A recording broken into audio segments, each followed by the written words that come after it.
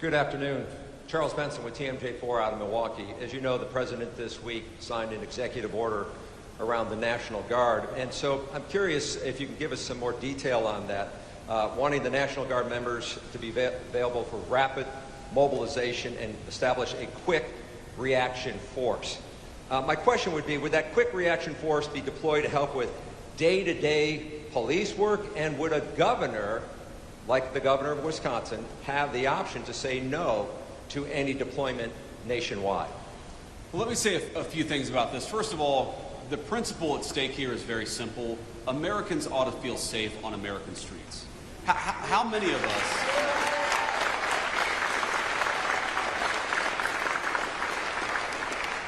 How many of us have crossed to the other side of the street because there's a person on the street corner yelling and screaming at our kids or at our family? How many people have felt scared to walk down the street of an American neighborhood in daylight or at night because those streets are considered no-go zones?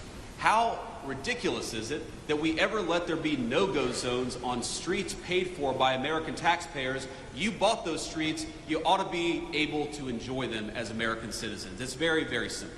So that is the principle at stake here. And in Washington, D.C., let's step back a little bit.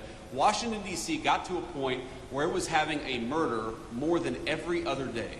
The national capital of the most powerful nation in the history of the world had a murder every other day, carjackings, armed robberies that rival literal third world countries, and the President of the United States said, this is America's city and enough is enough, and he deployed the National Guard to fix it.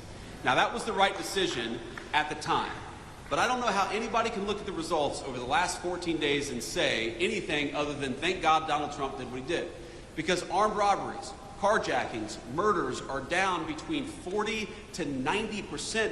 Even the very Democratic mayor of D.C. said yesterday that she was grateful for the additional police presence because it made it possible for people, Americans, black, white, rich, and poor, to enjoy the nation's capital again. And that's what I want. I mean, all of you, Washington, D.C. is your town. You literally built it with your tax dollars. You should be able to come and go to one of these beautiful museums or see one of these incredible monuments without fear that you're going to get mugged. And that's what we have changed in just a short period of time. And you asked the Wisconsin-specific question. What the President has said is that, very simply, we want governors and mayors to ask for the help. The President of the United States is not going out there forcing this on anybody, though we do think that we have the legal right to clean up America's streets if we want to. But what the President has said is very simply is, why don't you invite us in? Is Milwaukee a super safe city right now? It's had some crime problems. It's a beautiful city. There are a lot of beautiful, incredible, hardworking people who live there, but let's be honest, Milwaukee has had some crime problems. So have other parts of our community. Chicago, I know we're not too far from Chicago, Chicago's had a lot of crime problems. Why is it that you have mayors and governors who are angrier about Donald Trump offering to help them than they are about the fact that their own residents are being carjacked and murdered in the streets? It doesn't make an ounce of sense.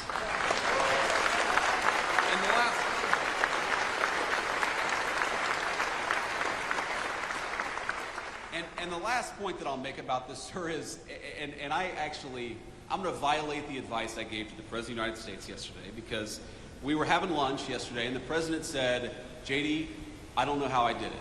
I have actually got the Democrats to come out in defense of crime.